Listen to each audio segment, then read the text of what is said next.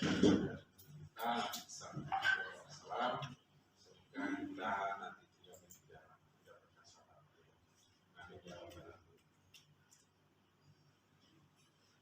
Yang saya hormati Ibu menyampaikan dari kemudian ibu-ibu dari Bandung, kawan saya 20 tahun yang lalu ketemu lagi. Kemudian kita Bapak Ibu guru SMP Negeri 6 yang saya hormati,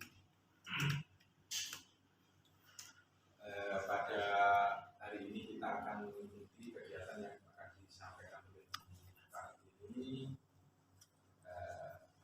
Kegiatan ini penting, materi ini penting karena materi ini akan memberikan ilmu tambahan atau wawasan yang lebih luas lagi tentang penyusunan rancangan kegiatan pembelajaran atau RPP.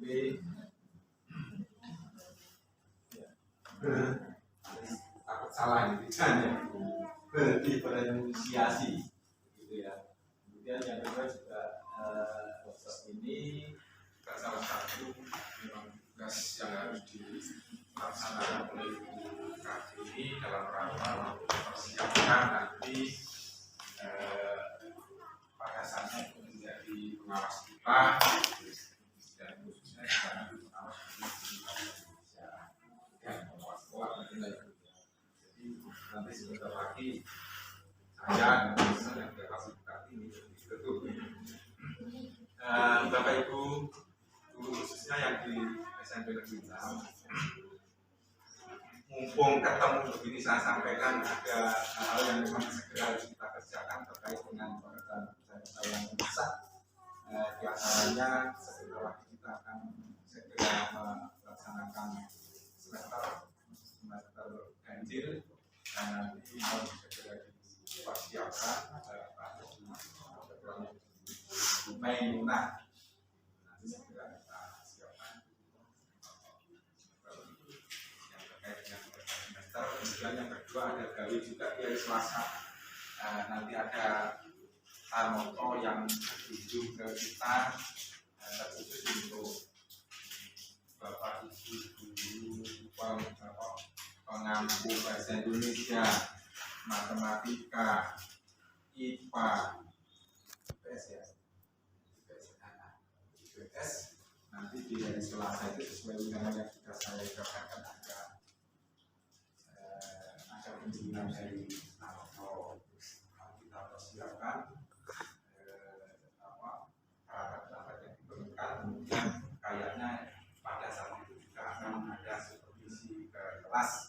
Yang kedua, acara yang akan kita lalui, yang pertama yaitu pembukaan, yang kedua sambutan dari Bapak Kepala Sekolah, yang ketiga yaitu kegiatan inti workshop.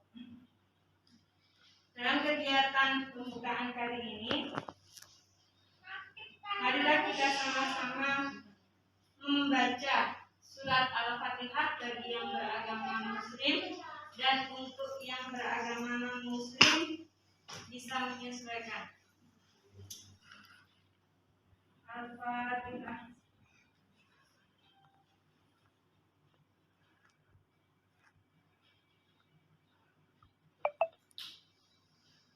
Sesuai dengan konten yang telah kita siapkan, tetapi tidak semua siswa merasa diperlakukan istimewa dan tidak ada juga yang merasa diabaikan. Nanti kita lihat penerapan konkretnya di RPP ya. Ini teorinya saja dulu. Jadi ada konten, ada proses, dan terakhir ada produk. Nah ini produk. Jadi nanti produknya itu atau penilaiannya kita memberikan kebebasan kepada siswa. Dia mau pilih dalam bentuk apa? Boleh dia membuat poster, silakan. Dia mau membuat lagu, boleh. Dia mau membuat video presentasi, boleh. Tetapi intinya konsep yang disampaikan sama. Kemudian menggunakan rubrik yang didesain sesuai dengan kebutuhan atau kemampuan siswa yang bervariasi.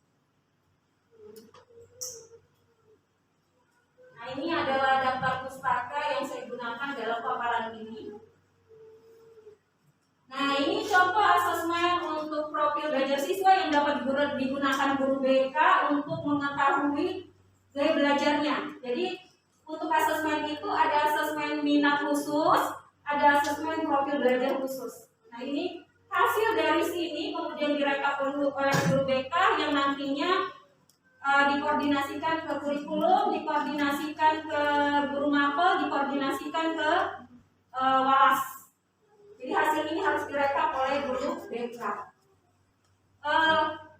Selain untuk dikoordinasikan ke guru mapel, kurikulum dan wali kelas, BK juga harus menindaklanjuti dengan programnya. Ada siswa yang misalnya dianggap kok jawabannya itu cenderung jarang-jarang, terus itu yang perlu segera diatur jadwal untuk pertemuan terjalin, kemudian terbuka, dan di sini guru BK tidak hanya sekedar memberikan asesmen non kognitif itu, kemudian menyampaikan kepada kurikulum, menyampaikan kepada wali kelas, menyampaikan kepada guru mapel, tetapi juga menindaklanjuti hal ini, poin 2 dan 3, bagaimana menyusun di dalam programnya guru BK agar ada waktu dalam sepekan itu menjadwalkan, atau dalam sebulan itu menjadwalkan ada pertemuan, dan ini dimaksimalkan. Perkembangannya nanti kembali dikomunikasikan kepada guru mapel. Jadi 2-3 itu kerjasama yang cukup intens ya antara guru mapel dan guru BK. Jadi di pembelajaran berdiferensiasi ini peranan guru BK itu maksimal ya, sangat maksimal. Dan di situ nanti terjalin kedekatan antara guru BK dengan siswa, guru BK dengan guru mapel. Nah, jadi kesiapan belajar ini tadi diawali dengan asesmen kognitif soal ya. Jadi idealnya itu kita berikan 40 soal yang sudah dipelajari. Misalnya kita sudah berada di bab 2. Ketika kita akan memasuki bab 3, sebaiknya kita mengadakan dulu asesmen kognitif untuk melanjutkan pembelajaran. Jadi kita berikan materi di bab 1 dan bab 2, kemudian baru kita boleh melanjutkan ke bab 3. Dan nanti di perlakuan kita di bab 3 itu tergantung jawaban anak pada materi bab 1 dan bab 2. Itu namanya asesmen kognitif. Baik, kita lanjut. Juga dia adalah pakar dalam ini ya, perkembangan fisikis dan psikis serta diri. Ada banyak faktor yang dapat mempengaruhi pembelajaran seseorang yang harus diperhatikan, misalnya lingkungan. Jadi kondisi siswa kita itu memang sangat berbeda dengan kondisi kebanyakan siswa yang ada di kota ya. Kenapa? Lingkungannya, tingkat aktivitasnya, pengaruh budayanya.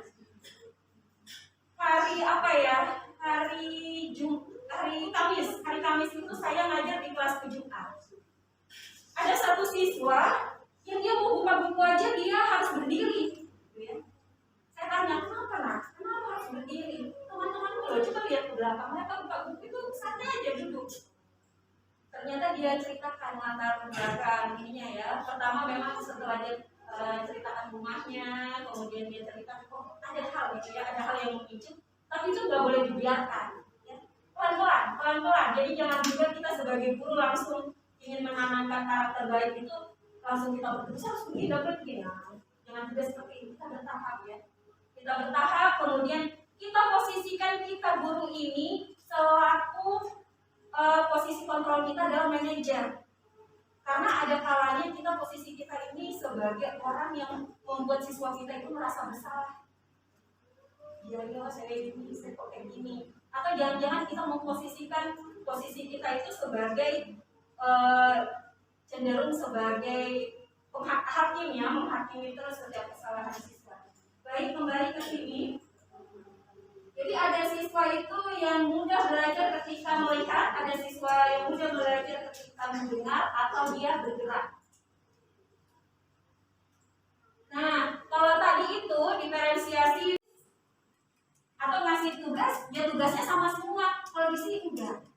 Jadi kalau memberikan tugas itu terserah, mereka mau menulis dalam bentuk lagu boleh, dalam bentuk tari boleh, dalam bentuk bagaimana. Kalau misalnya tari, kalau pelajaran matematika, ya konsep itu tetap ada dalam tarinya.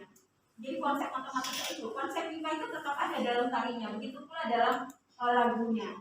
Jadi konsepnya tetap. Kemudian kita juga dapat menggunakan teknik jigsaw dan pembelajaran kooperatif. Jadi jigsaw itu kenapa penting? Karena metode jigsaw itu dapat mengakomodir semua minat belajar siswa. Karena ada siswa kan yang suka aktualisasi diri ya, yang suka uji diri. Ada siswa yang relatif lebih suka menjadi penyimak dan lain sebagainya. Jadi bagus untuk jigsaw dan kooperatif atau belajar kelompok.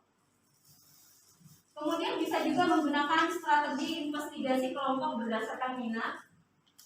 Kemudian membuat kegiatan sehari di tempat kerja. Kemudian murid diminta mempelajari bagaimana sebuah keterampilan tertentu diaplikasikan dalam kehidupan nyata. Nah, yang ketiga profil siswa. Jadi tadi yang pertama itu kan kesiapan belajar melalui diagnosis kognitif. Yang kedua minat tadi yang dibuatkan asesmennya oleh guru BK. Nah, sekarang adalah profil belajar murid. Untuk apa profil belajar murid ini? Karena siswa kita itu ada yang cara belajarnya audio, ada yang cara belajarnya visual, ada yang cara belajarnya kinestetik. Kalau kita mampu mengakomodir kebutuhan belajar itu, yang pertama akan tercapai student well-being. Apa itu student well-being? Pelajar kita merasa bahagia, pelajar kita merasa senang. Karena kalau orang audio dipaksa untuk belajar dengan bercerita dan lain sebagainya. Kemudian ada siswa juga yang masih perlu contoh-contoh sederhana, ada yang sudah kompleks. Ada siswa yang dapat mengerti kalau diberi contoh yang terstruktur, tersistematis, ada yang sudah mulai terbuka, soalnya juga sudah mulai terbuka. Ada siswa kita yang masih tergantung, ada juga yang diberikan satu tugas sudah bisa mengerjakan sendiri secara mandiri. Ada yang lambat dan ada yang cepat. Dari SMP Bahru ini ya, jadi contoh ingin mengajarkan siswanya membuat karangan berbentuk narasi. Ia kemudian melakukan penilaian diagnostik. Ia menemukan bahwa ada 3 kelompok murid di kelasnya. Ini mohon maaf pakai murid karena kalau di guru penggerak itu murid ya. Kalau sebenarnya harusnya peserta didik ya. Ya, kalau di guru penggerak itu murid. Nah, hasil setelah misalnya Bu Nur Aini mengadakan diagnosis, ternyata ada kelompok A. Jadi cenderung kalau pembelajaran berdiferensiasi ini memang prosesnya itu kelompok dulu, nanti tugas akhirnya individu. Nah, kelompok A murid, adalah murid, ini hasil ya, hasil setelah nilai individu ya. Murid yang telah memiliki keterampilan menulis dengan struktur yang benar dan memiliki kosakata yang cukup kaya, mereka juga cukup mandiri dan percaya diri dalam bekerja. Jadi kelompok A ini kelompok yang tertinggi, ya, dapat nilai tinggi. Kelompok B adalah murid yang memiliki keterampilan menulis dengan struktur yang benar, namun kosakatanya masih terbatas. Urutan kedua. Kemudian kelompok C adalah murid yang belum memiliki keterampilan menulis dengan struktur yang benar dan kosakatanya pun terbatas. Itu kelompok yang ketiga atau nilai agak rendah ya. Datangnya dalam belajar. Kenapa minat ini penting? Karena ketika kita membuat konten atau materi pelajaran sesuai dengan minatnya, misalnya anak suka olahraga. Ketika teks itu yang kita berikan adalah teks tentang olahraga, maka dia akan lebih antusias. Atau misalnya ada siswa meskipun belajar ini ya, belajar bahasa Indonesia, tapi sebenarnya dia minatnya ke IPA. Kita berikan materi atau kita memberikan teks atau bahan bacaan tentang IPA, maka itu minatnya lebih tinggi dibanding dengan bacaan biasa yang dia tidak berminat di situ. Jadi minat ini cukup penting ya.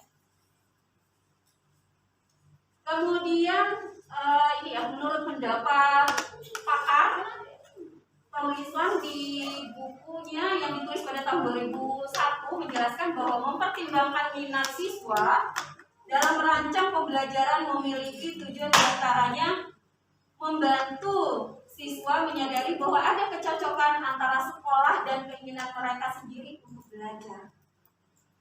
Ini ya, karena anak-anak kita itu kan kalau ke sekolah hiburan terbaiknya itu hanya karena ketemu teman, karena dapat uang jajan kalau di kota ya.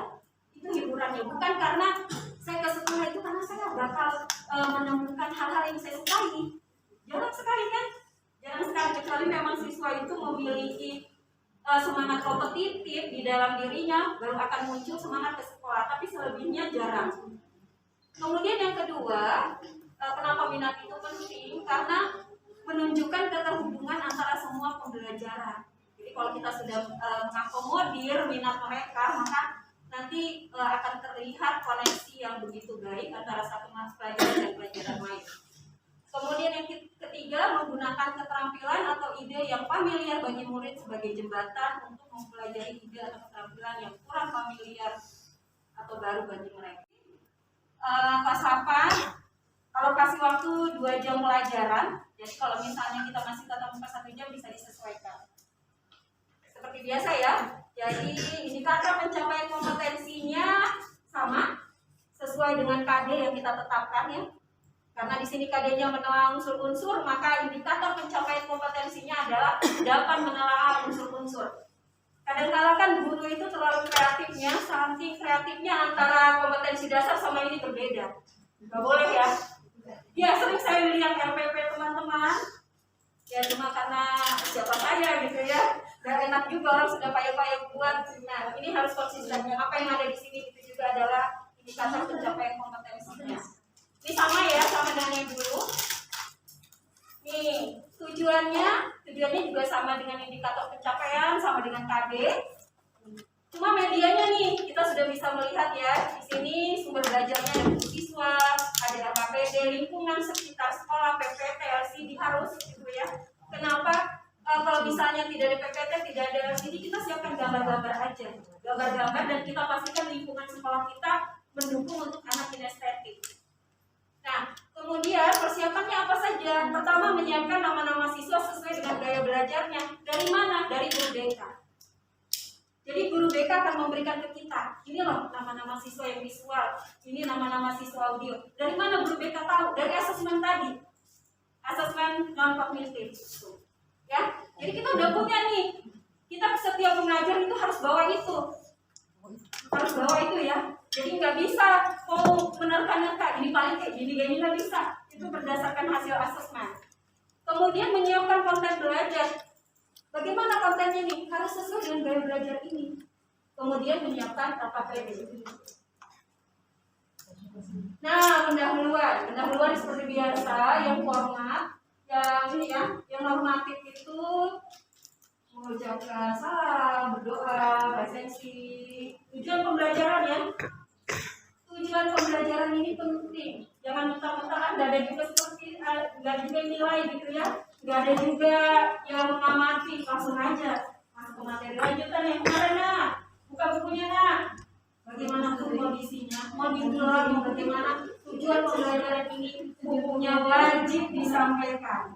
Ya. Kemudian persepsi ya, persepsi ini koneksi antar materi juga harus. Kemudian memotivasi peserta didik, manfaatnya. Kita harus selalu menyampaikan, nah kita belajar ini manfaatnya untuk ini. Nah, mungkin kalian tidak pastikan, tapi ini berkelompok dan kelompok itu berdasarkan hasil asesmen. Nah, silakan bentuk dulu meja nak.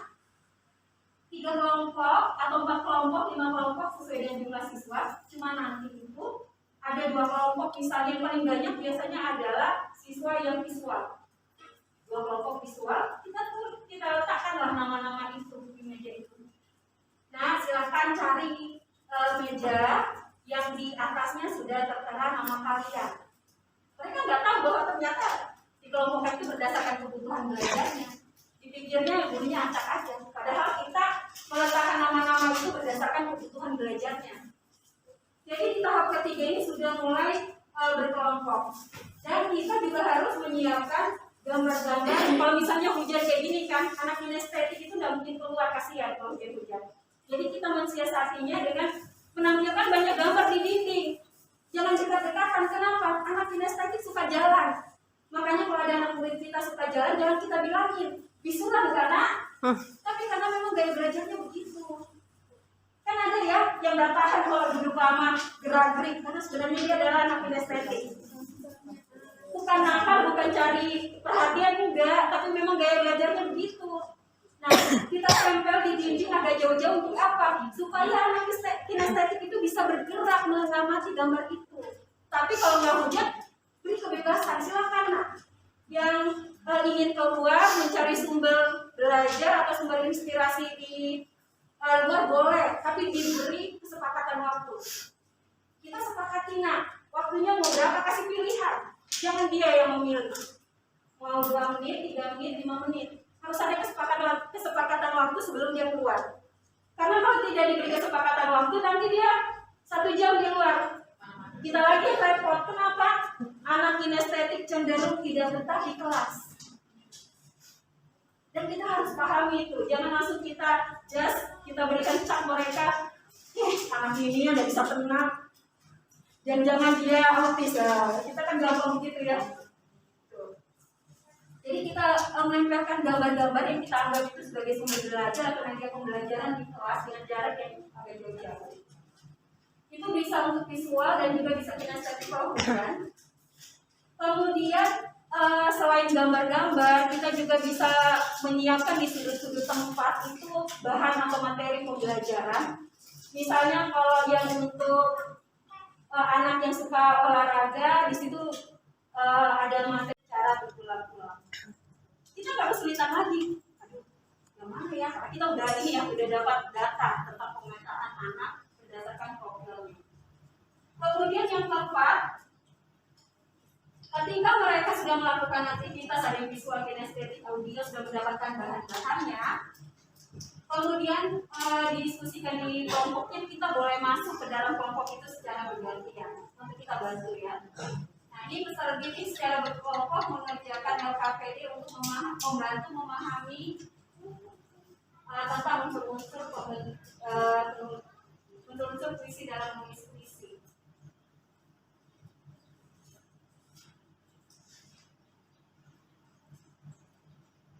Nah, ini tadi yang perlakuan dilakukan oleh Bu Nur ya, yang contohnya. Jadi kalau dari diskusi kita kan kita tadi masuk nih ke kelompok-kelompok mereka, kita tahu ya ada kelompok yang cenderung sudah menguasai ya level A, ada kelompok yang cenderung masih B, ada kelompok yang cenderung C. Nah ini nanti kita data itu untuk menindaklanjuti tugas individu. Kalau tadi kan tugas kelompok, nah setelah tugas kelompok nanti tugas individunya dikerjakan di rumah. Nah, anak-anak diminta ini, silakan memilih unsur-unsur puisi yang tadi kalian tulis itu, unsur-unsurnya boleh kalian tulis dalam bentuk poster, boleh dalam video, boleh dalam bentuk lagu menjadi musikalisasi puisi. Jadi kalau dia membuat lagu, nggak boleh terlepas dari unsur-unsur puisi. Jangan sampai lagunya lain dari unsur-unsur puisi. Karena konsepnya itu. Kemudian yang tidak kalah penting, peserta didik harus menyepakati waktu maksimal pengumpulan tugas. Anak-anak, kalian sudah memilih, ada yang pengen membuat video, ada yang membuat naskah aja, ada yang membuat lagu. Kira-kira waktu terlama mengerjakan, apakah bisa dikerjakan 2 minggu? Apakah bisa? Jadi kita tawarkan ya. Apakah bisa dikerjakan dalam waktu 2 minggu? Kalau misalnya mereka mengatakan bisa Bu, ya disepakati 2 minggu. Berarti kalau yang mengumpulkan lebih cepat, boleh. Jadi ada kesepakatan waktu terakhirnya ya. Kemudian penutupnya, ini LKPD-nya ya. Ini LKPD kelompok. LKPD kelompok.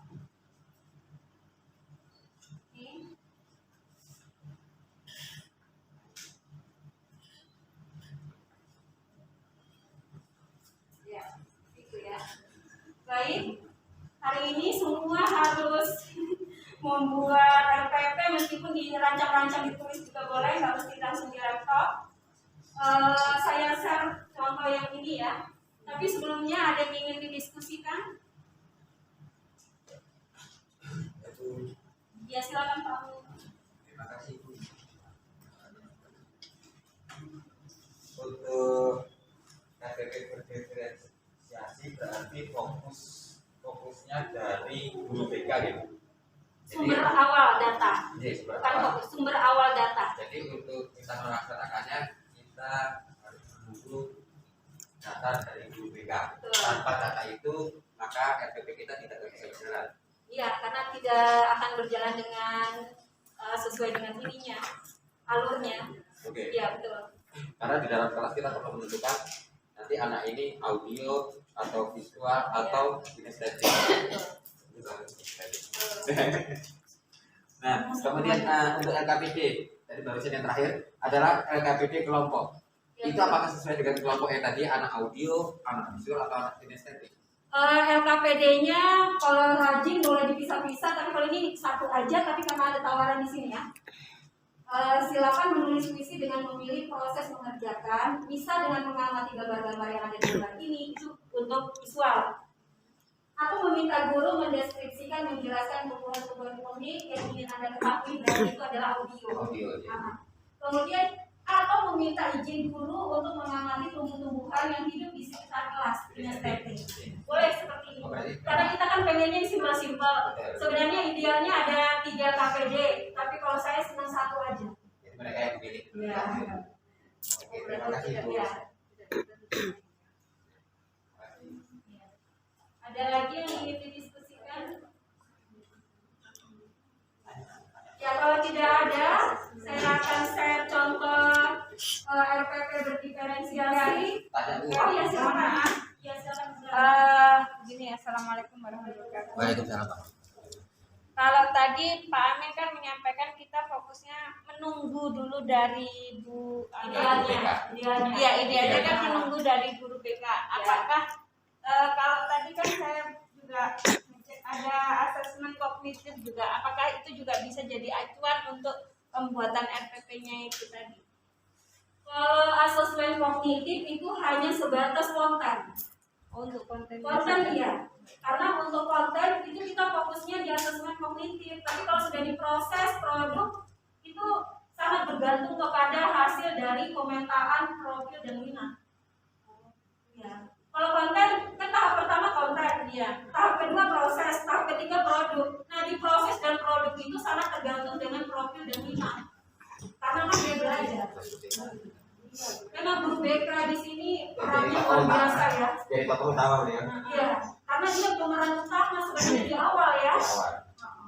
Tapi sebenarnya kalau untuk prakteknya untuk visual dan audio sebenarnya sudah terakomodir, cuma itu secara signifikan belum benar karena kita belum tahu sebenarnya siapa yang betul-betul visual. Tidak ada asesmen kognitifnya yang di awal itu, tapi untuk audio visual yang belum terakomodir di sini itu sebenarnya hanya kinestetik karena kita cenderung ingin melihat anak-anak itu ketika di dalam kelas kita mau melihat mereka, padahal sebenarnya mereka itu lebih senang teman-teman. Iya, karena Iya benar. Kalau untuk audio visual ya memang benar harus ada asesmen di awal, jadi kita bisa mengetahui oh anak ini gaya belajarnya seperti apa sih.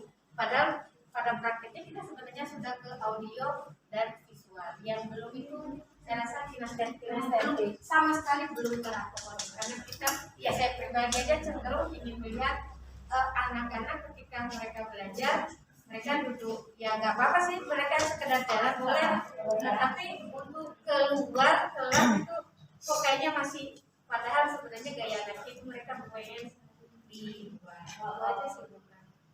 makasih. Nah satu lagi Bu ya silakan.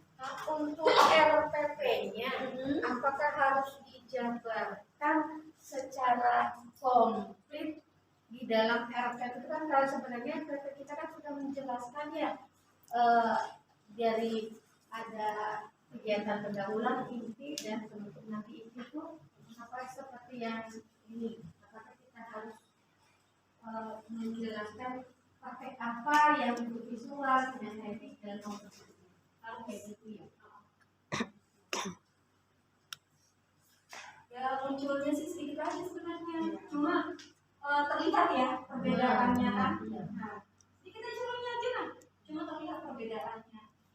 dilakukan setelah klasikal. Jadi setelah klasikal baru itu pun tetap kita masuk ke dalam kelompok mereka secara bergantian. Nah, sebenarnya ketika kita masuk itu untuk mendata ini kelompok ini ternyata sudah masuk kategori A, kelompok ini ternyata masih B, kelompok ini C. Untuk apa kategori A, B, C? Untuk pemberian tugas individu.